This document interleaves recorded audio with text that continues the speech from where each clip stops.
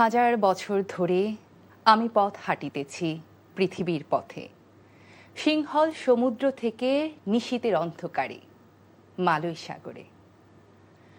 শুক্রবারের আজকের রাতের আড্ডাটা একটু কবিতা দিয়ে শুরু করলাম। কবি জীবনানন্দ দাশের বনলতা সেন কবিতার বিখ্যাত দুটি লাইন দিয়ে। এর অবশ্য একটা কারণ আছে, পরে বলছি। হ্যালো এভরিবডি, কেমন আছেন সবাই? আচ্ছা, শুক্রবার রাতে আপনারা কি করেন বলুন তো? শুক্রবার রাত কারো কাছে ফ্যামিলি টাইম, কারো কাছে ফ্রেন্ডস আড্ডা, আবার কারো কাছে এক কাপ চা নিয়ে একটু রিল্যাক্স হয়ে বসে থাকা, আর তার সঙ্গে যদি একটু গল্প, একটু হাসি আর একজন প্রিয় মানুষকে যুক্ত করা যায়, তাহলে তার কথাই নেই। প্রিয় দর্শক, সকলকে ওয়েলকাম জানাচ্ছি এনটিভির Friday night special live show রাতের আড্ডা, our Friday night hits different. এবং আপনাদের সাথে রয়েছি আমি জয়া। এখন বলছি আমি কেন আজকে কবিতা দিয়ে শুরু করলাম। কারণ আজকে আমার সাথে যিনি আছেন এবং যে মানুষটা আছেন আর কি, যার কথা বলছি, তিনি এমন একজন মানুষ, তিনি জীবনানন্দ দাশের সেই বনলতা সেনের সিনেমার মধ্যে লাবণ্যপ্রভা চরিত্রকে ফুটিয়ে তুলেছেন তার সাবলীল অভিনয়ের মাধ্যমে, এবং দর্শকের কাছে সেই লাবণ্য চরিত্রটাকে আরো সুন্দর করে তুলে ধরেছেন। তার জন্যই আমি কবিতাটা দিয়ে শুরু করলাম, যার সাথে আপনারা চাইলে আমার মতো ভিডিও কলে কথা বলতে পারবেন। আমাদের সাথে আজকে রয়েছেন অভিনেত্রী মাইমুনা মোমো। অনেক অনেক ধন্যবাদ আপনাকে। এবং এত সুন্দর করে আপনি যখন কথা বলছিলেন আমি শুনছিলাম, যেহেতু আমিও আসলে কথা বলার একটা মানুষ ছিলাম একটা সময়, আপনার কথাগুলো বেশ শ্রুতিমধুর লাগছিল। অনেক অনেক ধন্যবাদ, আপনি এসেছেন, এতটা সময় দিয়েছেন। এখন জানি খুব ব্যস্ত সময় যাচ্ছে আপনার, তারপরেও সময় দিয়েছেন, তার জন্য অনেক অনেক ধন্যবাদ। আপনার সাথে অনেক গল্প হবে, কিন্তু দর্শকদের জন্য একটা ছোট্ট মেসেজ আছে, আমি দিয়ে আসি প্লিজ। দর্শক, যদিও আপনারা সবাই জানেন যে আপনারা কিন্তু আমাদের সাথে সরাসরি ভিডিও কলে কথা বলতে পারেন, কিন্তু সেটা কিভাবে? এই মুহূর্তে আমাদের শোটি কিন্তু এনটিভির সকল অনলাইন প্ল্যাটফর্মে লাইভ দেখা যাচ্ছে। আপনারা যদি আমাদের সাথে কথা বলতে চান, মোমো আপুর সাথে কথা বলতে চান, তাহলে কিন্তু চলে যেতে হবে আমাদের এনটিভির ফেসবুক পেজে। সেখানে আমাদের ভিডিওটির ক্যাপশনে একটা জুম আইডি এবং পাসওয়ার্ড দেওয়া আছে, এবং একটা লিঙ্কও দেওয়া আছে। আপনারা কিন্তু ওই জুম আইডি এবং পাসওয়ার্ড ব্যবহার করে আমাদেরকে কল করতে পারেন, অথবা সরাসরি লিঙ্কে ক্লিক করেও কিন্তু আমাদেরকে কল দেওয়া যাবে। আর যারা এত রাতে কল করতে, ভিডিও কল করতে একটু লজ্জা পাচ্ছেন, তাদের কোনো টেনশন নেই, তারা কিন্তু তাদের মেসেজটা সুন্দর করে আমাদের কমেন্ট বক্সে পাঠাতে পারেন, আমরা সেখান থেকে তুলে নেব, মোমো আপুকে জানিয়ে দেবো। ঠিক আছে? তাহলে আর দেরি কেন, চা কফি রিল্যাক্স হয়ে বসে পড়ুন, কারণ শুরু হতে যাচ্ছে আজকের রাতের আড্ডা। ওয়ান্স এগেইন আপু, ওয়েলকাম টু আওয়ার শো। কেমন আছেন আপনি? আপনি আছেন কেমন সেটাকে বলুন। আছি, অনেক ভালো আছি, বেশ ভালো আছি। ওকে, তো আপু, যা দিয়ে শুরু করলাম বনলতা সেন, যেটা এখন টক অফ দ্য টাউন, ওটা নিয়ে শুরুতে একটু কথা বলতে চাই। এই যে দর্শক এত ভালোবাসা দিচ্ছে, এত বেশি জনপ্রিয়, হাউসফুল, মানে টিকিট পাচ্ছেন, আমি নিজে এখনো দেখতে পারিনি মুভিটা, এই কাজটা করে আপনার কেমন লেগেছে? আসলে বনলতা সেন আমাদের অনেক আদরের একটা কাজ, অনেক যত্নের একটা কাজ। এবং বনলতা সেনের সাথে যখন আমরা যুক্ত হই, পুরো টিমটাই আসলে আমরা জানতাম যে ভালো কাজের একটু যত্নটা বেশিই করতে হয়, সময়টা আসলে তাকে একটু বেশিই দিতে হয়, তা না হলে তার কাছ থেকে ভালো আউটকামটা আসলে বের করে আনা সম্ভব না। তো এমন যত্নের একটা কাজ, ভালো লাগার একটা কাজ, যখন দর্শক জনপ্রিয়তা পাচ্ছে, এবং দর্শক যখন আসলে এখন যেই জনরার সিনেমা আমরা দেখছি, অনেক ধরনের জনরাই তো আসলে আসছে, এর মাঝখানে সাহিত্য নির্ভর একটা কাজ বেছে নিয়েছেন দেখার জন্য, একটা কাজ। এটা আসলে সবাই বলছেন, কিন্তু আমি বলবো যে এই কাজটাকে কোনো একটা শ্রেণীতে আমরা না ফেলি, এই কাজটা আসলে সবার জন্য, এবং এই কাজটা সকলের, আমরা চাই আসলে সকলকে দেখাতে বনলতা সেনকে। আমরা চাই আসলে বনলতা সেনের অন্বেষণটা যাতে না শেষ হোক। জীবনানন্দ দাশের যে গল্পগুলো হয়তো আমরা কোনো একটা সময় পড়ে ভুলে গিয়েছি, সেই অন্বেষণটা, গল্পের অন্বেষণটাই যাতে আবার চলে আসে। আমাদের সাহিত্যের যে গল্পগুলো আসলে আমরা হারিয়ে ফেলছি, বা সাহিত্য নির্ভর কাজ করেও যে এখনো দর্শককে সুস্থ, স্বাভাবিক, সুন্দর বিনোদনটা দেয়া যায়, হাউসফুল সিনেমা উপহার দেয়া যায়, সেই যাত্রাটার দিকে মনে হয় আমরা একটা ধাপ আসলে এগিয়ে গিয়েছি। আচ্ছা, কাজটা যখন প্রথম আসলো, বা আপনাদের হয়তো অডিশনও দিতে হয়েছে, ওই সময়টা গল্প জানতে চাই, যে যখন আপনি জানলেন আপনি হতে যাচ্ছেন সেই লাবণ্য, কেমন লেগেছিল? প্রথমত হচ্ছে আমি আসলে লাবণ্য চরিত্রটার জন্য প্রথম কলটা আসলে আমি পাইনি, অন্য Okay. আরেকটি চরিত্রের জন্য কল পেয়েছিলাম। তো আমি যখন গিয়েছি, যাওয়ার পর যখন আমি স্ক্রিপ্টটা দেখলাম, স্ক্রিপ্ট দেখার পর আমার প্রথম কথাটা ছিল যে ভাইয়া আমি আসলে এই স্ক্রিপ্টটা একটু আজকে পড়তে চাই, পরে আমি আগামীকালকে এসে অডিশনটা দিয়ে যাব। ভাইয়া বললেন তখন যে ঠিক আছে, কিন্তু আমার একটা রিকোয়েস্ট থাকবে, আপনি আগামীকালকে একটা সুতির শাড়ি পরে আসবেন এবং উইদাউট এনি মেকআপ। আমি বলেছি জি আচ্ছা, কোনো অসুবিধা নেই। তো আমি যাওয়ার পর ভাই আমাকে বললো আপনি কিছু মনে না করলে এই চরিত্রে একটু অডিশনটা কি দেবেন? তখন আমি বললাম যে হ্যাঁ, কেন নয়, দিলাম। তারপর আসলে যুক্ত হওয়ার পরও বেশ কিছু কারণে আমার কাজটার সাথে থেকেও না থাকা হয়েছে একটা লম্বা সময়। একদম Okay. লাস্ট মোমেন্টে গিয়ে আমি আসলে যুক্ত হয়েছি, এই লাবণ্য দাস চরিত্রটা আমি করতে পেরেছি এবং খুবই শর্ট টাইমে আসলে আমার সহযোদ্ধা যারা ছিলেন তারাও একটা লম্বা সময় ধরে রিহার্সাল করার আমি আসতে সময় চাচ্ছিলাম। পেয়েছিলেন। সেই সময়টা আসলে আমি পাইনি, আমার জন্য সেই সময়টা অনেক বেশি সীমাবদ্ধ ছিল। তো সেই জায়গা থেকে আসলে উজ্জ্বল ভাইকে বারবার পোক করা, কারণ যেহেতু আমি রিহার্সালের সময়টা কম পাচ্ছি, সেই সাথে এমন একজনের চরিত্র আসলে পর্দায় ফুটিয়ে তোলার চেষ্টা আমি করব যে মানুষটার সম্পর্কে আমার যে খুব ভালো এবং স্বচ্ছ একটা ধারণা, ব্যাপারটা এমনও না, বা আমাদের দর্শকদেরও যে খুব একটা স্বচ্ছ ধারণা নেই।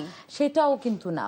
তো সেই জায়গা থেকে একটা সেইকি মনোভাব তো ছিলই। তো প্রত্যেকটা শর্টের আগে আমি আবার প্রশ্ন করতে খুব বেশি পছন্দ করি, কোনো স্ক্রিপ্ট আমার অনেক বেশি পছন্দ হয়ে গেলে। তো সেই জায়গা থেকে আমি অনেক বেশি প্রশ্ন করছিলাম এবং উজ্জ্বল ভাই তার জায়গা থেকে আসলে উত্তরগুলো দিচ্ছিলেন। এই কারণেই আমার কাছে মনে হয়েছে আমি লাবণ্য দাশগুপ্তটা এত অল্প সময়ে আসলে করতে পেরেছি, তা না হলে আসলে সম্ভব হতো না। আচ্ছা, এই নাটক এই সিনেমার জন্য এমন নাকি রুল ছিল যে আপনি আইব্রো প্লাক করতে পারবেন না? এটা কি আসলে কি প্রত্যেকটা রোল বা প্রত্যেকটা ক্যারেক্টারের এর demand জন্যই থাকে। আমাদের কিছু থাকে আসলে। মানে আমরা এখন হয়তো যেটা দেখা যায় যে নাটকে হয়তো সেই পরিশ্রমটা বা সেই সময়টা আমরা দিতে পাওয়া পারি না, যায় না। সিনেমাতে আমরা সেই সময়টুকু পাচ্ছি। এবং যখন গল্পটা অনেক বেশি আত্মার দিক থেকে, মনস্তাত্ত্বিক দিক থেকে আমাকে কন্ট্রোল করে ফেলে, তখন আসলে ওই ক্যারেক্টারটার জন্য যাই করার লাগে না কেন, সেটা আমার মনে হয় না একজন অভিনেতা বা অভিনেত্রীর ক্ষেত্রে খুব কষ্টসাধ্য একটা ব্যাপার। সেটা আইব্রো প্লাক করা হোক, ওজন বা মেদ ঝরানো হোক, বা ওয়েট গেইন করার ব্যাপারটা হোক, যেটাই হোক না কেন, আমার মনে হয় না যে আসলে এটা খুব ফলাও করে বা বড়াই করে বলার কিছু আছে। এটা আমরা আসলে চরিত্রটার জন্যই করি, আমাদের জন্য না, আসলে চরিত্রটার জন্যই আমরা করি। ওকে, আচ্ছা, অনেক দর্শক কিন্তু বলেছে যে তারা বনলতা সেন মানে দেখার পর সিনেমা সিনেপ্লেক্স থেকে বের হওয়ার সময় তারা বলেছে তারা বুঝতেই পারেননি। তো এটা কি আপনারা করার সময় জানতেন, বা এটা আসলে ডিরেক্টর যিনি উনি কি জানতেন যে এমনটা ঘটতে চলেছে, অনেক মানুষই বুঝতে পারবে না? আমরা যখন সিনেমাটা বানাচ্ছিলাম বা আমরা যখন সবাই কাজ করছিলাম, তখন এমনও হয়েছে হয়তো আমাদের টিমের মেম্বারই অনেকেই কানেক্ট বুঝতে করতে পারেনি। পারেনি। Okay.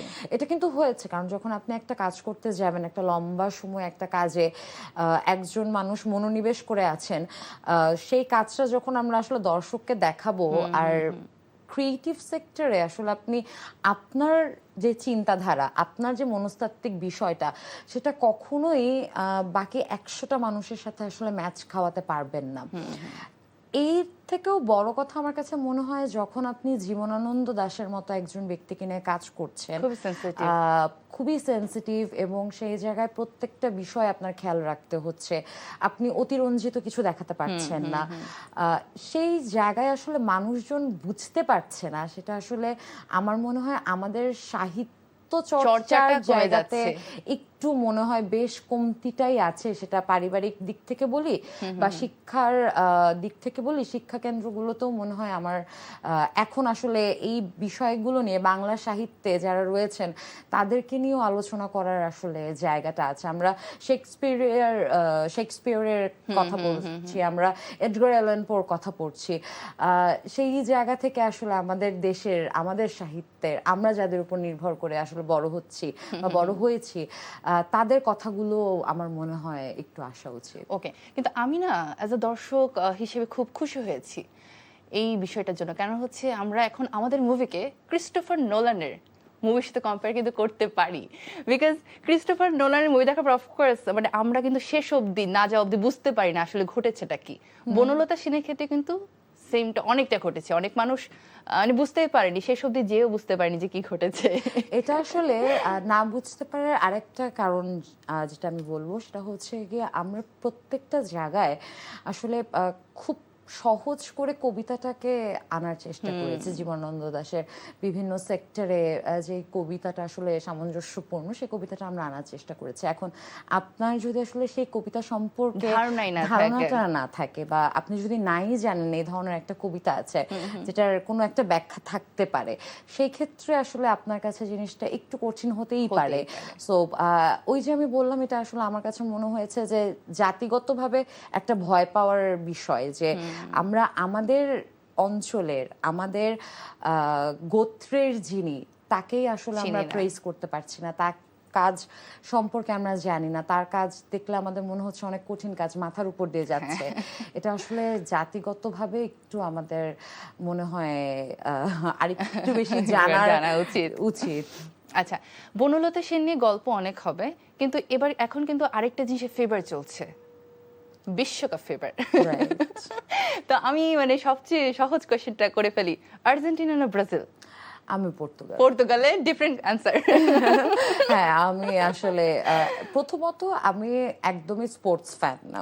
ওকে, এটা অন্য ব্যাপার যে আমি কোনো এককালে স্পোর্টস হোস্ট ছিলাম। হ্যাঁ, আমি আসতে চাচ্ছিলাম যে একটু আগে আমাদের না কথা হচ্ছিল, তখন আপু বলছিল, দর্শক একটা পরিচয় আমি অ্যাড করিনি, বলিনি, ইচ্ছে করে বলিনি, ওইটা পরে বলবো, কিন্তু তখন আপু বলছিল যে আমি আমার সময়টা না দাপিয়ে করেছি, স্পোর্টস বলো, গ্ল্যামার বলো, পলিটিক্স বলো, কিন্তু একজন মানুষ বলছে সে স্পোর্টস ইন্টারেস্টেড না এখন। আমি একটা জিনিস সবসময় বিশ্বাস করি, সেটা হচ্ছে আপনি যদি কোনো কাজ করতে চান তাহলে আপনার কাজটা আসলে জানতে হবে, খুব ভালো মতো আপনার কাজটাকে ভালোবাসতে হবে। আপনার হয়তো একটা সাময়িক জিনিসের প্রতি মন নাই থাকতে পারে, আপনার কাজের একটা পার্টিকুলার ব্যাপার যখন আপনি উপস্থাপনা করছেন সেখানকার একটা চ্যাপ্টারের প্রতি আপনার ইন্টারেস্ট একটু কম, আপনি আসলে জানেন কিন্তু সেই ব্যাপারটা নিয়ে কথা বলতে আপনি পছন্দ করেন না, কিন্তু আপনি না জেনে কিন্তু আপনার হট সিটে আপনি বসবেন না, আপনার জেনেই বসতে হবে। তো যখন আমি আসলে যে শো গুলো করতাম তখন আসলে জানতাম এবং তখন খেলা সম্পর্কে আমার অনেক আপডেট থাকতে হতো। এখন যেহেতু আসলে সেই চাপটা নেই, তো সেই ব্যাপার থেকে আমি নিজেকে একটু রিল্যাক্স। তার মানে হচ্ছে লাস্ট যে পর্তুগালে খেলা হলো ওটা দেখা হয়নি। ওকে, আই গেস ইট রাইট।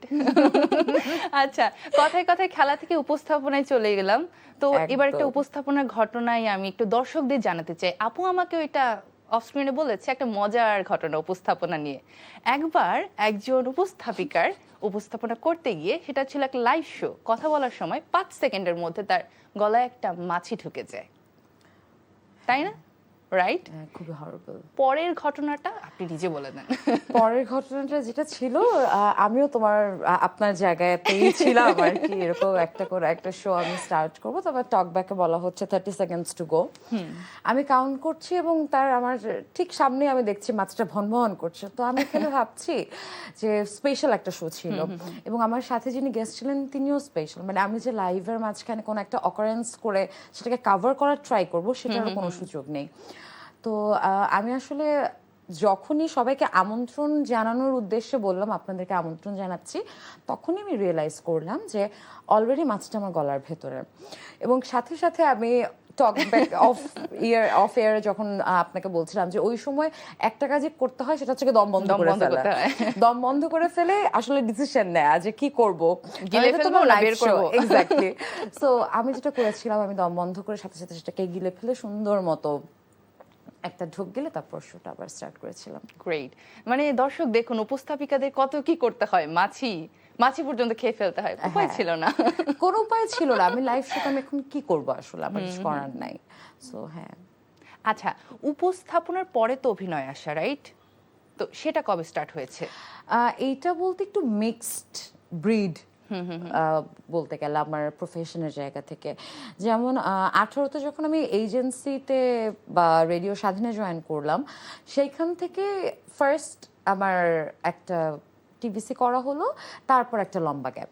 ওকে, তারপর 21-এ এসে আসলে একদম আমি উপস্থাপনা বলি, অ্যাক্টিং বলি, এই দুটোকে একসাথে চালিয়ে যাওয়ার চেষ্টা করলাম এবং 21-এর লাস্টের দিক থেকে পুরোপুরি অভিনয়টাকেই আসলে বেছে নেওয়া এবং অভিনয়ের সাথেই পথ চলা। কথা বলছিলাম হচ্ছে ওই যে উপস্থাপনা থেকে অভিনেত্রী অভিনয়ে। হলেন। এবার আমি আরেকটু পেছনে যেতে চাই। ওকে। ছোটবেলায় মানুষ ডাক্তার হতে চায়, ইঞ্জিনিয়ার হতে চায়। আচ্ছা, আপনি কি ছোটবেলা থেকে চেয়েছিলেন একজন রেডিও জকি হব? হ্যাঁ, এটা আমি ছোটবেলা থেকে চেয়েছিলাম এবং আমি ক্লাস 7 থেকে এটা মোটামুটি আমার মাথায় সেট করা আচ্ছা, ছিল। ইন্সপিরেশনটা কোত্থেকে আসলো? কাকে দেখে প্রথমে?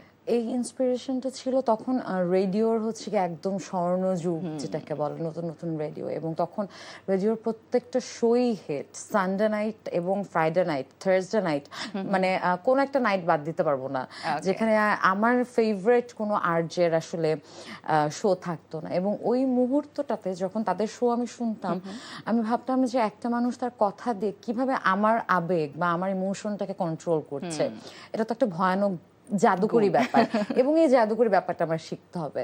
তো সেখান থেকেই আসলে রেডিওতে আমার ইচ্ছা ছিল। আচ্ছা, বাসায় যখন জানলো যে মেয়ে ডাক্তারও হতে চায় না, ইঞ্জিনিয়ার হতে চায় না, টিচার হতে চায় না, রেডিও জকি হতে চায়, তখন তাদের এক্সপ্রেশনটা কি ছিল? এক্সপ্রেশন কিছুই ছিল না, কারণ মেয়ে যখন ইঞ্জিনিয়ারিং পড়ছে তখন মেয়ের রেডিও জকি অলরেডি।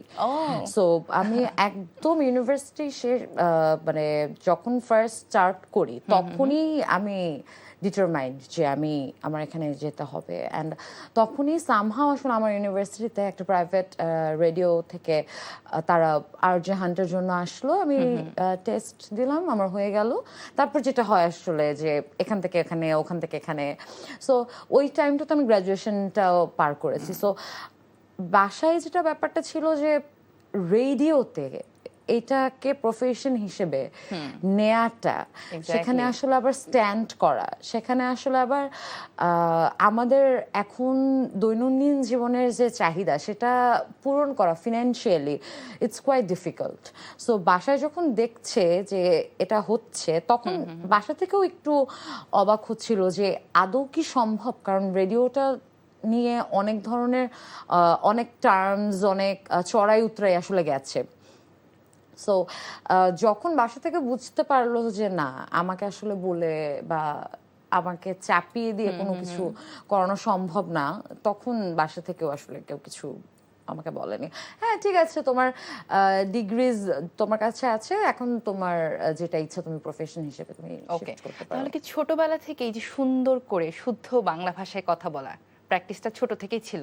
সেটা ছিল স্কুলের কারণে, কারণ আমার school Viqarunnisa school and college, তো আমাদের স্কুলে এই শুদ্ধ উচ্চারণ এবং সুন্দর বাংলা হাতের লেখা ম্যান্ডেটরি।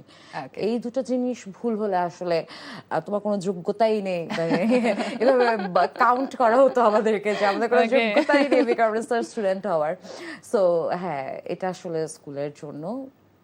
বাসায় সেই পরিবেশটা পেয়েছিলাম দেখেই হয়তো এই শুদ্ধ ব্যাপারটা। এবং আপনি হয়তো অনেক জায়গায় বলেছেনও যে আপনার আজকের এই কাজের পেছনে অনেক বড় ইন্সপিরেশন ছিল আপনার স্কুল এন্ড আপনার টিচার্সরা, যারা আপনাকে অলওয়েজ ইন্সপায়ার করতো বিভিন্ন কম্পিটিশনে যেতে।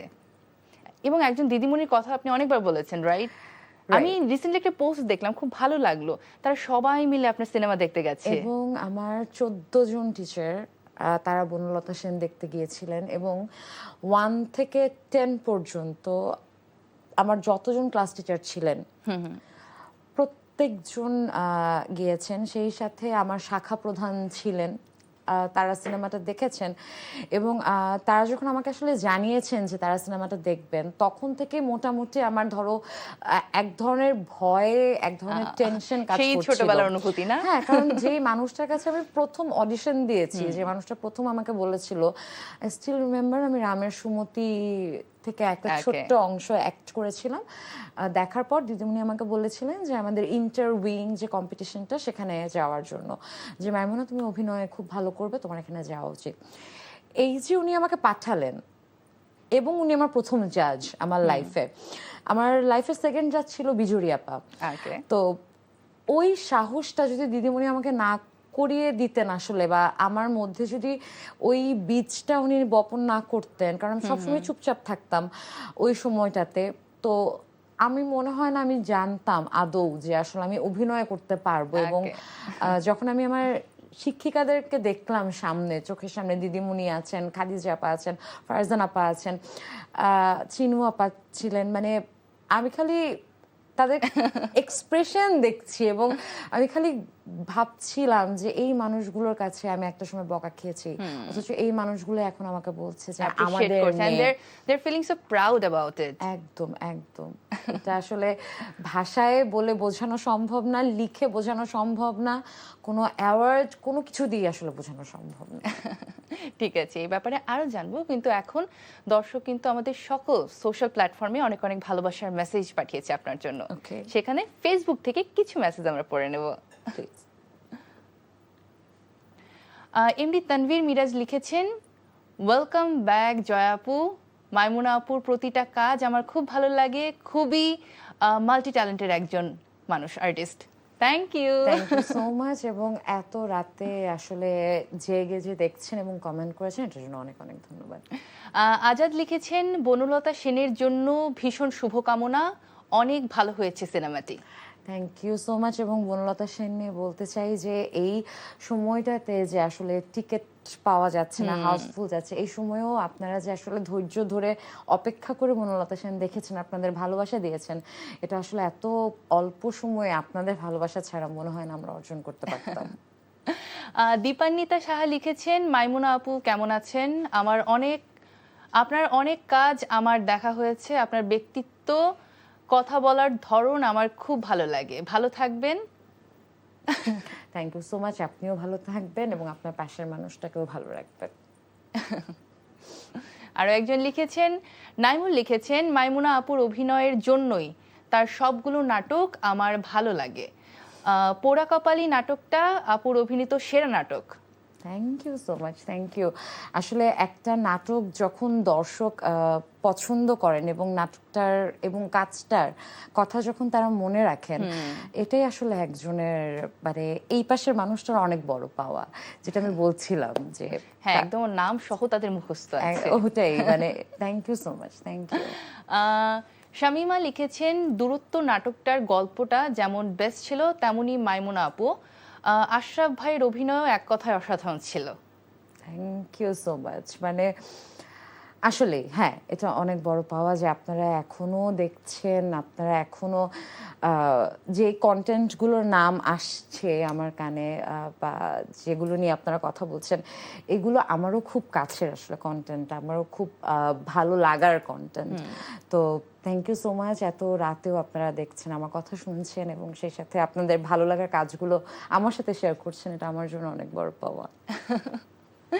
আসলে খুব ভালো লাগে এটা।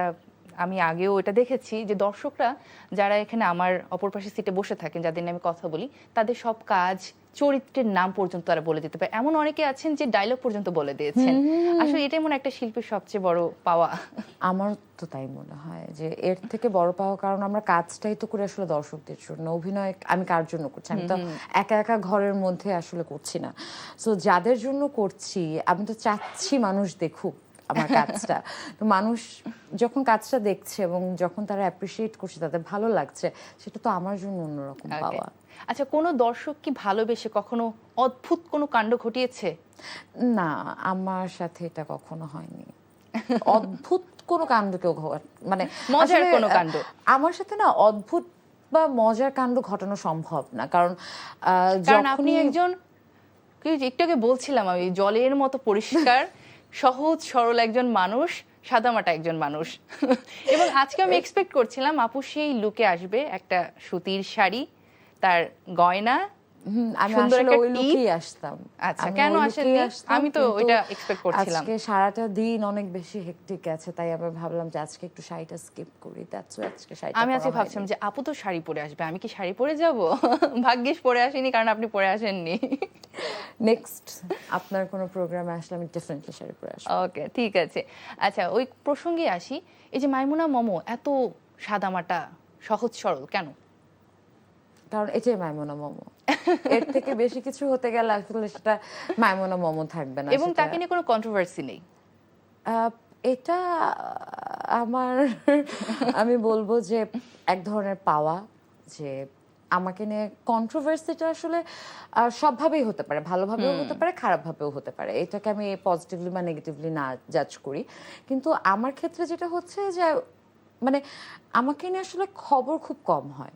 এটা আসলে খুবই ভালো একটা জিনিস আমার জন্য, যে আমি যতটুকুই আছি আমার কাজ নিয়েই কথা হচ্ছে, এর বেশি কিছু আসলে মানে আমি আসলে খোরাকও দিতে পারি না এর বেশি কিছুর। সো হ্যাঁ, I am happy with it. Okay, আচ্ছা আরেকটু জানি মাইমুনা মোমোর সম্পর্কে। সে ব্যক্তি হিসেবে বাসায় যখন থাকে, বাসায় সে কি কি করে আর তার মুডটা কেমন থাকে? সে কি একটু রাগী? আহ, আমি শর্ট টেম্পার্ড, Okay. শুধু এবং শুধুমাত্র আমার কাছের মানুষদের সাথে, এবং আচ্ছা। আমার কাছের মানুষ খুবই গুটি কয়েক, Okay. খুবই গুটি কয়েক, আর মানে এটা হাতে গোনা। সাফারার কে, ভাইয়া? হ্যাঁ, সে কিছুটা সাফারার, সে তার এই ব্যাপারটা একটু হ্যান্ডেল করতে হয়। আমার মা সাফারার, আমার বোন সাফারার, Okay. এরা এই তিনজন ব্যক্তি অনেক বেশি সাফারার। আর রিসেন্ট টাইমে আমার হাজবেন্ড সব থেকে বেশি সাফারার। আচ্ছা আচ্ছা, এমনিতেই বাসায় কি সময় পেলে রান্না বান্না করে স্বামীকে হ্যাঁ, সেটা খাওয়ানো, করা হয়। আদর যত্ন করে? সেটা রান্না বান্না আসলে আমি অনেক আগে থেকেই রান্না বান্না করি, অনেক ছোটবেলা থেকে। সো আমার জন্য এটা আসলে নতুন কিছু না, বা এটা আছে, এটা আমার রক্তেই আছে। আমি মা খালা টাইপ কিছুটা আছি এইসব Okay. ব্যাপারে, রান্না বান্নার ব্যাপারে। সো ছোটবেলা থেকেই যেহেতু করি, তো এখনো করছি। তো এটা আমার কাছে আলাদা করে কোনো জব বা কোনো স্পেশাল কিছু ঘটা করার মতো না আসলে। আচ্ছা, ছোটবেলার কথা বললেন, আমি এবার একটা ছোটবেলার ঘটনা বলি। ভাইয়া প্লিজ এটা নিয়ে আপনি আমাকে একটু বকা দেবেন না, হ্যাঁ? ছোটবেলায় যখন আপনি ক্লাস 10-এ পড়েন, তখন নাকি আপনি বিশাল লম্বা একটা প্রেমপত্র পেয়েছিলেন, প্রায় 8 ফিট। হ্যাঁ, 8 ফিট না, মানে 7 ফিট অ্যারাউন্ড এরকম হবে। আচ্ছা, এটা কিভাবে সম্ভব? একটা মানুষ 7 ফিটের ওটা প্রেমপত্র হচ্ছে কিভাবে লিখে? যে A4 পেপার ছিল না, একটার সাথে আরেকটা পেপার ও। জোড়া দিয়ে সে হচ্ছে এরকম 6 ফিট, 6.5 ফিট আর 7 ফিট অ্যারাউন্ড এরকম একটা চিঠি লিখেছিল, প্রেমপত্র আর কি। এবং Okay. সেখানে যত ব্র্যান্ডের ট্যাগলাইন তখন ভালোবাসার রিলেটেড থাকতো, প্রত্যেকটা ব্র্যান্ডের ট্যাগলাইন দেওয়া হয়েছিল, বেশ কিছু গান লেখা হয়েছিল, কারণ 7 ফিট তো ভরতে হবে কাগজ, কিছু তো কিছু না দিতে হবে। তারপর কখন আমাকে কবে সে প্রথম দেখেছে, স্কুল ড্রেসেই ছিলাম, তারপরেও ধরো বেনিটা কোন পাশে ছিল, এই ধরনের কিছু কথাবার্তা দিয়ে 7 ফিটের মতো একটা চিঠি ওকে, ছিল। দেন হোয়াট ওয়াজ ইওর রিঅ্যাকশন দেন? আমার রিয়াকশনের থেকে আমার ফ্রেন্ডদের রিয়াকশন ছিল যে এটা মাপতে হবে কত Okay. লম্বা, এটা আগে মাপতে হবে। মাপা হলো, তারপর পড়া শুরু করলাম আমরা 5 ফ্রেন্ড মিলে একসাথে পড়ে। তারপর আমরা ঠিক করলাম এইটা তো কারো বাসায় রাখা যাবে না, এটাকে ছিঁড়ে ফেলে দিতে হবে। ওকে। এবং ছেলেটাকে আমাদেরকে বলতে হবে যে না ঠিক আছে, এটা মমর কাছে গেছে এবং মম এটা যত্নে রেখে দিয়েছে। So সেই কাজটা আমার ফ্রেন্ডরাই করেছিল, এই আর কি। ওকে। আচ্ছা, মাইমুনা মোমো নিজেকে এত সুন্দর ফিট কিভাবে রেখেছে?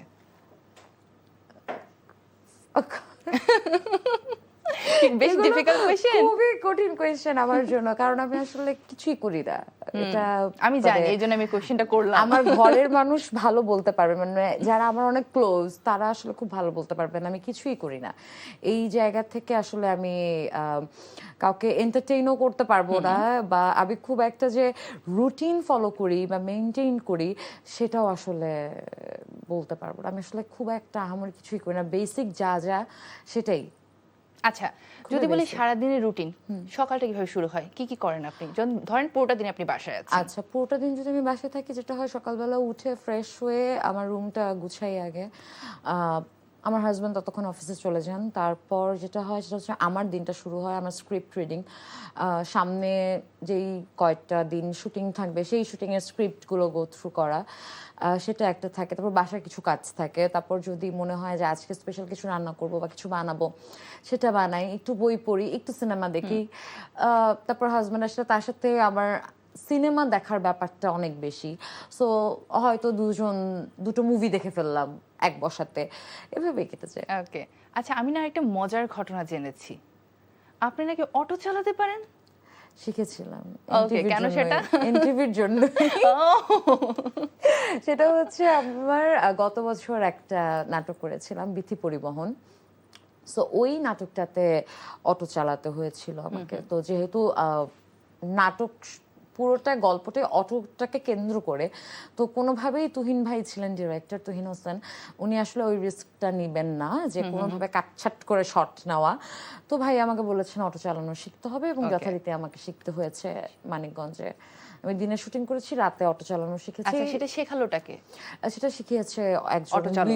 বিশেষজ্ঞ অটো চালক? অটো চালক। হ্যাঁ, তিনি আমার পিছনে বসেছিলেন এবং তিনি আমাকে আপা ডাইনে, আপা বায়ে, বাহ। আপা আপনি সোজা যান, এভাবে নায়িকাকে অটো চালানো শিখিয়েছে, হ্যাঁ, মানে হ্যাঁ, ব্যাপারটা ভাবেন একবার।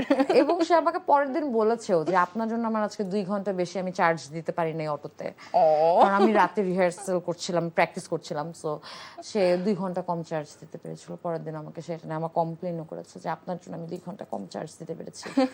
সরি ভাই, ভুল হয়ে গেছে, এখন কি করব। মানে কাজের সূত্রে কত মজার অভিজ্ঞতার একদম। সম্মুখীন হতে হয়। আচ্ছা, এটা তো হলো একটা মজার অভিজ্ঞতা। আরো একটা ব্যাপার শুনেছি আপনার সম্পর্কে, যে একটা কাজের জন্য আপনি কি 17 দিন গোসল করেননি? এইগুলো না, মানে এগুলো এত আমি না এই ব্যাপারগুলো নিয়ে embarrass করে দিলাম? কথা বলতে আবার খুব মজাই লাগে, আবার হাসিও আসে। এগুলো না খুবই মাইনর জিনিস। একটা Okay. ক্যারেক্টারের জন্য একজন অভিনেতা বা অভিনেত্রীর কাছে এগুলো খুবই মাইনর, ট্রাস্ট মি। কি হয়েছে 17 দিন আমি শাওয়ার নিইনি, কিন্তু আমি তো হাইজিন মেনটেন করেছি। এমন তো না আমি হাইজিন মেনটেন করিনি। তো ওই ক্যারেক্টারটার ডিমান্ড ছিল যে আমার 17 গোসল করা যাবে না? চুলটা 17 দিন আমার চুলটা একটু রুশ ও, খুশকো because রাখতে আপনার চুল হবে। silky আমার তাই? চুল অনেক বেশি সিল্কি। তার ডিরেক্টর একটা ডিমান্ড ছিল। সো তখন আমার মনে হচ্ছে ফাইন, ঠিক আছে, কিন্তু তার মানে তো এই না যে 17 দিনে আসলে আমি মানে হাইজিন মেনটেন না করে 17টা দিন পার করেছি। সো এই ব্যাপারগুলো আসলে একটু আমার কাছে মাইনরই লাগে। ব্যাপারগুলো একটা ক্যারেক্টারের মনস্তাত্ত্বিক পরিবর্তনটা অনেক বেশি মেজর, ওটা নিয়ে কথা বলাটা অনেক বেশি ইম্পর্ট্যান্ট। কে কতদিন কি করলো কি করলো না সেটা আসলে খুবই, মানুষ কাজটা দেখবে। মানুষ কাজটা দেখবে, আসলে কেউ জানতেও চায় না যে আপনি কয়দিন গোসল করেন নাই, এটা আসলে কেউ জানতেও চায় না আমার মনে হয়। ওকে, এখন আমরা একটু র্যাপিড ফায়ার খেলবো। ওকে, ঝটপট কোয়েশ্চেন, চটপট অ্যান্সার, ঠিক আছে? রেডি? ওকে। সিক্রেট ট্যালেন্ট যা কেউ জানে না? আমি অনেক ভালো রান্না করতে পারি। ওকে। আপনার সবচেয়ে অদ্ভুত অভ্যাস? সব থেকে অদ্ভুত অভ্যাস, অনেক মানুষের মাঝখানে আমি একটা পার্টিকুলার টপিকে নিজে চিন্তা করতে পারি। ওকে। জীবনের সবচেয়ে সাহসী কাজ? এখন পর্যন্ত এমন কিছুই করিনি যেটা মনে হয়েছে জীবনের সব ওকে, ঠিক আছে। এমন একটি কাজ যা করতে গিয়ে ধরা খেয়েছেন? অনেক কাজ করতে ধরা খেয়েছি, মিথ্যা কথা বলতে গিয়ে আম্মুর কাছে ধরা খেয়েছি। আমার রেডিওতে যখন আমি জব করতাম তখন আম্মুর কাছে ধরা খেয়েছি। আম্মুকে ও জানতো না বাসায়? না, বাসায় জানতো না। ওকে। সো প্রথম 3 মাস আমি না জানিয়ে করেছি, তারপরে 3 মাস যখন ধরা খেয়েছি, সো হ্যাঁ ধরা খেয়েছি। আচ্ছা, যদি 24 ঘন্টার জন্য অদৃশ্য হয়ে যান, প্রথমে কি করবেন?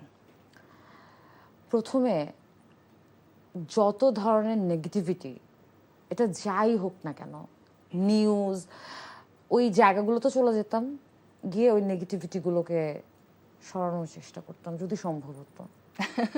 কারণ নেগেটিভিটি একটা জিনিস যেটা আমি আসলে সোশ্যাল মিডিয়াতেও নিতে পারি না, বাস্তব জীবনেও নিতে পারি না। সো হ্যাঁ, এটাই করতাম। ওকে। আচ্ছা, সোশ্যাল মিডিয়াতে কখনো কি সবারই, সেলিব্রিটি সবারই যারা কাজ করে বা মিডিয়া পার্সন আছে, কম বেশি খারাপ মন্তব্য তাদের টলারেট করতেই হয়, উটকো আটকো কথাবার্তা, তো এই সময়টা আপনি নিজে কিভাবে হ্যান্ডেল করেন?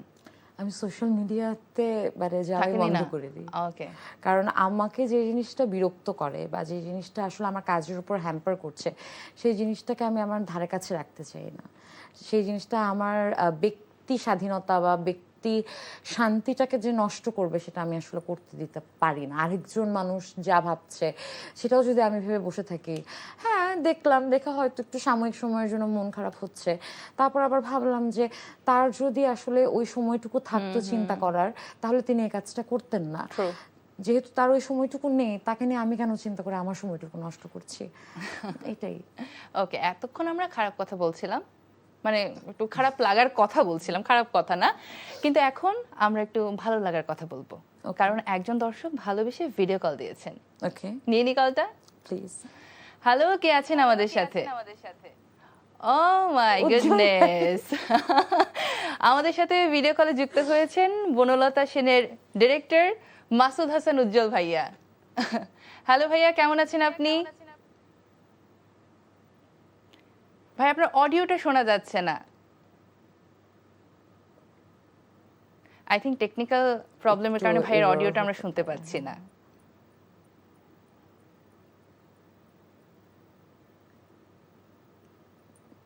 উজ্জ্বল ভাই সামহাউ কানেক্ট হয়নি। হ্যাঁ, আমরা ভাইয়ের কথা শুনতে পাচ্ছি না। কিন্তু ভাইকে করার মতো কোশ্চেন কিন্তু আমাদের অনেক ছিল, তাই না? আমরা হ্যাঁ, আমার off মনে screen হয় এ আমরা আরেকবার ট্রাই করলে হ্যাঁ। ভাইয়াকে কানেক্ট করতে পারবো। ভাই আই গেস আপনি কলটা কেটে আবার একটু কষ্ট করে ট্রাই করুন, তারপর আমরা কলটা নিয়ে নিচ্ছি। হ্যাঁ, আই গেস এটা কোনো কথা হলো আপু? আমরা একটু আগে কত প্ল্যান করছিলাম না উজ্জ্বল ভাই আসলে আমরা কি কি কোশ্চেন করব। আমরা প্ল্যান And করছিলাম luckily- না, আপনি প্ল্যান ওকে, করছিলেন। আমি করছিলাম, ওকে ঠিক আছে। এন্ড হচ্ছে কত লাকিলি আমরা কিন্তু জানতাম না ভাই যে কল দিবে, ভাই কল দিয়েও ফেলেছেন। এটা হয়ে যায় আসলে। আমি প্রিটি মাচ শিওর ভাইয়া বকা দিতেই ফোন দিয়েছেন, এত বনলতা নিয়ে কথা বলছি। আচ্ছা, ভাইয়াকে তো কোয়েশ্চেন করতে পারলাম না। হোয়াট ডু ইউ থিংক যে ভাইয়া বনলতা সেনে এই লাবণ্যর জন্য আপনাকে কেন নিল? আমার মনে হয় কি একটু পর ভাইয়াকে যদি আপনি কানেক্ট করতে পারেন, আপনি এই কোয়েশ্চেনটা ভাইয়াকে করতে পারবেন। এই কোয়েশ্চেনটা আপনি রেখে দেন। এটা Okay. একটা মানে ইয়েতে রাখার মতো, বক্সে রাখার মতো কোয়েশ্চেন। এটা আমি নিজেও জানি না আসলে। আচ্ছা ঠিক আছে, আমরা So, ওয়েট আমারও করি। এটার অ্যানসার জানার আমারও খুব ইচ্ছা যে ওয়াই মি, এটা বক্সে রাখার মতো একটা কোয়েশ্চেন। এই জন্য আমি বলেছি হ্যাঁ, আমরা প্রে করি যে ভাইয়ার কলটা কানেক্ট হয়ে যাক, আবার টেকনিক্যাল প্রবলেমটা চলে যাক। সো দ্যাট আচ্ছা, এই যে একটু আগে যে বলছিলেন মাকে না জানিয়ে রেডিও জকি হয়ে গেলেন, কিন্তু আমি শুনেছি আপনি অভিনয়ের ক্ষেত্রেও নাকি এটা গোপন রেখেছিলেন।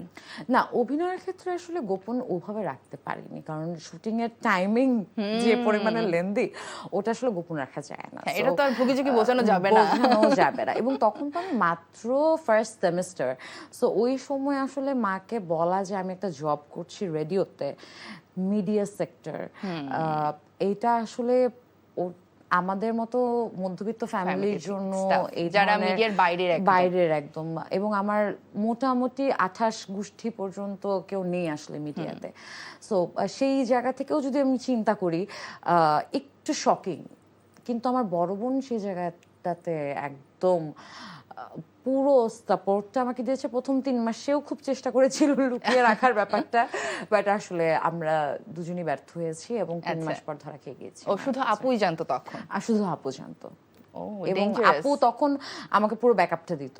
আচ্ছা আচ্ছা। যে সকাল আমার 7টার সময় শো থাকতো, সো ওই সকাল 7টার সময় আম্মুকে বলা যে আম্মুর ল্যাব আছে, এই জন্য আজকে ইউনিভার্সিটি আগে যেতে হবে, এসব বুঝিয়ে আমাকে পাঠানো, এই পুরো প্যাকেজিংটা আপু করতো। আচ্ছা। সো আমি এই জায়গাতে আসার পেছনের যদি আমি বলি যে পিলারের একদম ফার্স্ট ইটটা আপু দেয়া, তা না হলে আমার পক্ষে সম্ভব ছিল না পিলার দাঁড় করানো।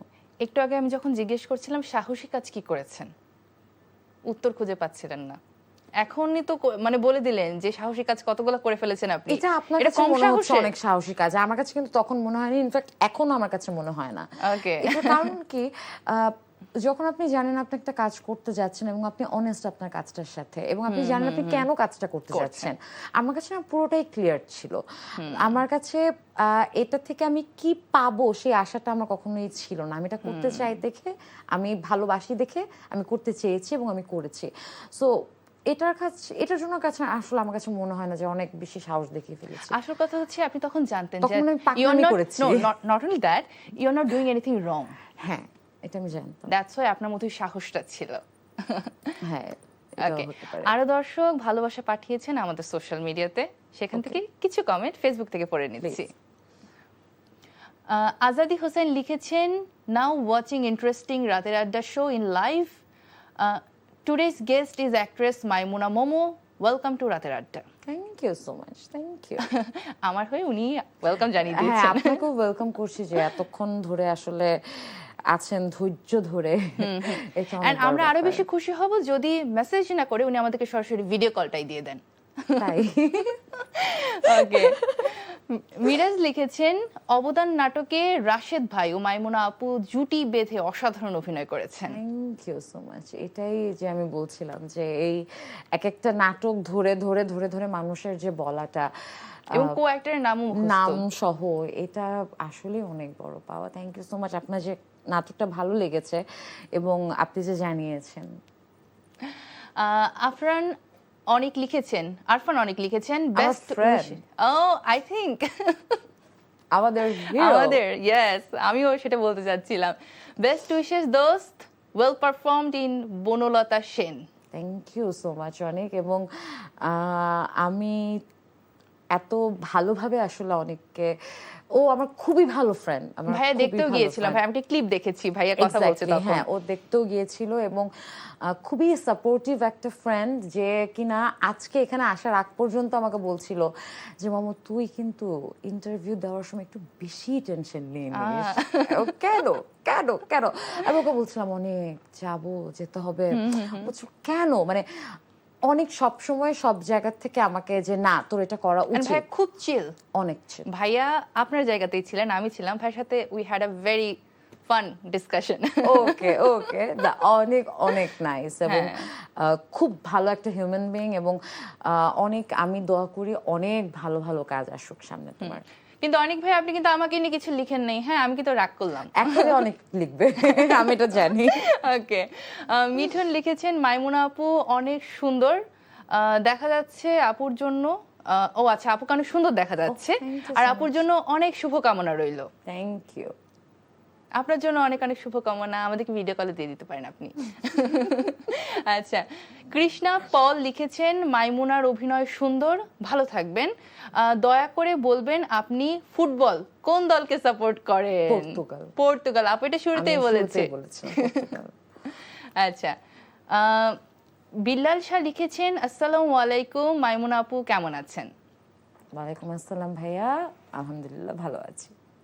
রাসেল লিখেছেন বনলতা সেন দুবার দেখা হয়ে গেছে, অসাধারণ অভিনয় ছিল মম আপু, এইরকম আরো কাজ আপনার থেকে আপনার ফ্যান হিসেবে উপহার চাই।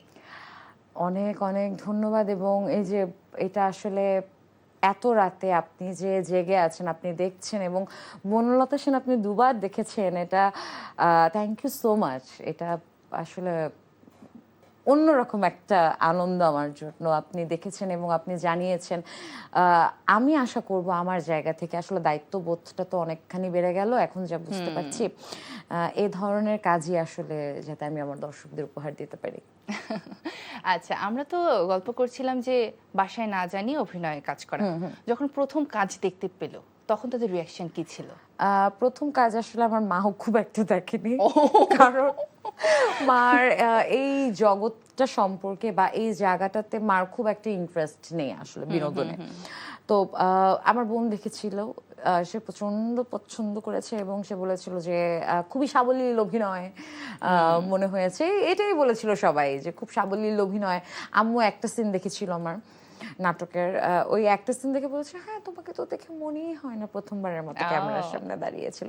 তবে পুরোপুরি প্রশংসা করছে না, না আম্মু কখনোই না, আম্মু প্রশংসা তো দূরের কথা, মাঝে মধ্যে যদি রাস্তায় বের হই যখন আমি আর আম্মু, আমাকে যখন মানুষজন দুই একজন যদি চিনেও আসলে একটু টুকটাক কথা বলতে আসে, আম্মু আরেকদিকে চলে যাওয়ার একটা টেন্ডেন্সি আম্মুর মধ্যে দেখা যায়, যে এখান থেকে সরে গেলে একটু বেঁচে যাই, মানে তার ভিড় ভাট্টা ওই ইয়েটা আসলে আম্মু একটু অ্যাভয়েড করতে পছন্দ করে। কিন্তু তিনি বনলতা সেন দেখেছেন, ওকে, দেখে তিনি বলেছেন ভালো হয়েছে, তো এটাই আসলে পাওয়া। আচ্ছা, সবচেয়ে বড় ক্রিটিক কে? সব মানে বাসায় কে বলে যে তোর এই কাজটা ভালো হয়নি, এটা এইভাবে করতে পারতে? আমার লাইফে ক্রিটিক বলতে আমার হাজব্যান্ড, ওকে, আমার বোন, অনেক, ওকে অনেক ভাইয়া, এবং আমার কিছু কাছের ডিরেক্টররা। ওকে ঠিক আছে। যদি বলি 10 বছর আগের মাইমুনা মমকে কোনো অ্যাডভাইস দিতে পারতেন, কি দিতেন? যেমন আছো বাবা তেমনই থাকো, নো চেঞ্জেস? না খুব একটা না, আমার আসলে খুব রোলার কোস্টার রাইড পছন্দ না, আমার খুব সহজ যাত্রা পছন্দ, ট্রেনের মতো।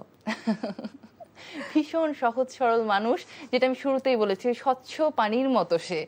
না তা না, আমার কাছে মনে হয় কি যে দেখো আমরা যতটুকু সময়ের জন্য এসেছি তার মাঝখানে কাজ করছি, তার মাঝখানে পরিবারকে সময় দিচ্ছি, তার মাঝখানে নিজেকে ভালো রাখার চেষ্টা করছি, এত কিছুর মাঝখানে আসলে 10 বছর পেছনে গিয়ে নিজেকে কি ভুল করেছি সেই ভুল তো শুধরাতে পারবো না, তো সেটা আসলে চিন্তা করে কি করব, সেটা চিন্তা না করে বরং এখন যে সময়টা যাচ্ছে আমার চলার পথে যাতে আমি একটা হোঁচট না খাই বা আমার দ্বারা যাতে আরেকটা মানুষ কষ্ট না পায়, সেটা আমার কাছে মনে হয় একটু কনফার্ম করা বেশি দরকার আমার মুখের হাসি থাকার থেকে। আমার কথায় যাতে আমার পাশের মানুষটা কষ্ট না কষ্ট পায়, না পায়, সো exactly. ওটা আমার কাছে অনেক বেশি ইম্পর্ট্যান্ট একদম ছোটবেলা থেকে। এটা আমি জানি না কোত্থেকে এসেছে, বাট এটা আমার কাছে অনেক বেশি ইম্পর্ট্যান্ট। এটার জন্য লাগলে আমি কাজ ছেড়ে দিতেও রাজি আছি, এটার জন্য লাগলে হয়তো আমি আমার খুব পছন্দের কোনো একটা ক্যারেক্টারও ছেড়ে দিতে রাজি আছি, আমি হয়তো দিব বা হয়তো দিয়েছিও, যে আমার কাছের একটা মানুষ এটা করতে চেয়েছেন। এইটা নিয়ে আমার আসলে খুব একটা মাথা ব্যথা কখনোই ছিল না। আচ্ছা, দর্শকরা ভবিষ্যতে আর কি কি সুন্দর এরকম কাজ পেতে যাচ্ছে, যদি একটু হিন্ট দিতেন। দর্শকরা এখন তো আসলে বনলতা সেনের পর একটা লম্বা সময়ে সিনেমা নিয়ে চিন্তা করার সময় এসেছে, আমি যদি বলি আমার কাজের জায়গা থেকে। তো সেভাবে আসলে স্ক্রিপ্ট ব্যাটে বলে মিলানোর একটা ব্যাপার আছে। যদি স্ক্রিপ্ট পাই ডেফিনেটলি দর্শকরা আমাকে সিনেমাতে দেখবেন। তাছাড়া রেগুলার বেসিসে নাটক তো আসলে করছি, নাটকটা তো ছাড়ছি না, এনটিভিতেই যাচ্ছে আমার ঘরে বাইরে। সো আরও চ্যানেলগুলোতে ধারাবাহিক যাচ্ছে। তো নাটক নিয়েই আছি, যেহেতু নাটকের মানুষ। নাটকের পরিসরটা আমাদের তো এখন যতটুকু আছে সেখানে আমরা একটু ঘন ঘন কাজ দর্শকদের উপহার দিতে পারি। তো নাটকটা নিয়েই আসলে এখন ব্যস্ততা। ওকে, ঠিক আছে। দর্শক তাহলে ওয়েট করুন, আপনারা ভালো ভালো নাটক আসছে, সুন্দর সুন্দর কাজ। কিন্তু মাইমুনা আপু, এখন আমাদের সময় একেবারে শেষ, চলে যেতে হবে। শেষ মুহূর্তে ছোট্ট করে দর্শকদের যদি কিছু বলতে চান। দর্শকদের উদ্দেশ্যে একটা কথাই বলবো, এখন তো আসলে যে কথাটা আমি সবসময় বলে থাকি যে নিজে ভালো থাকবেন, সেই সাথে আপনার পাশের মানুষটাকে ভালো রাখবেন, এটা যেমন ম্যান্ডেটরি, ঠিক সেই সাথে আপনি কোনটা পিক করছেন আপনার চলার পথে সেটাও অনেক বেশি ইম্পর্ট্যান্ট। অনেক ধরনের বিনোদন আছে, সুস্থ বিনোদন, সাহিত্য নির্ভর বিনোদনটা আমার মনে হয় যে আপনি বেছে যদি পথটা চলেন, আপনার পথ চলাটা অনেক বেশি সহজ হয়ে যাবে। ওকে, থ্যাংক ইউ সো মাচ আপু। এবং আরেকটা ছোট্ট করে একটু বলে রাখি, যেহেতু একদম আমি আমার ঘরেই আছি, 3 জুলাই 3রা জুলাই এনটিভি নতুন একটা বছরে আসলে যাচ্ছে, 24 বছরে পদার্পণ। এনটিভির সঙ্গেই থাকবেন এবং ডেফিনেটলি এনটিভি আমাদেরকে এত বছর যে ভালো ভালো কন্টেন্টগুলো উপহার দিয়ে এসেছে, সামনেও দিয়ে আসবে। ওকে, আমিও আমার তরফ থেকে বলে নিই, থ্যাংক ইউ সো মাচ আপু ফর কামিং। এত রাত হয়ে গেছে, এত ব্যস্ততা যাচ্ছে, স্পেশালি বনলতা সেন নিয়ে এত ব্যস্ততা যাচ্ছে আমি জানি, তবুও সময় দিয়েছেন, thank you so much for coming. Thank you. Okay, এবার আমি বিদায়টা নিয়ে নিই। প্লিজ।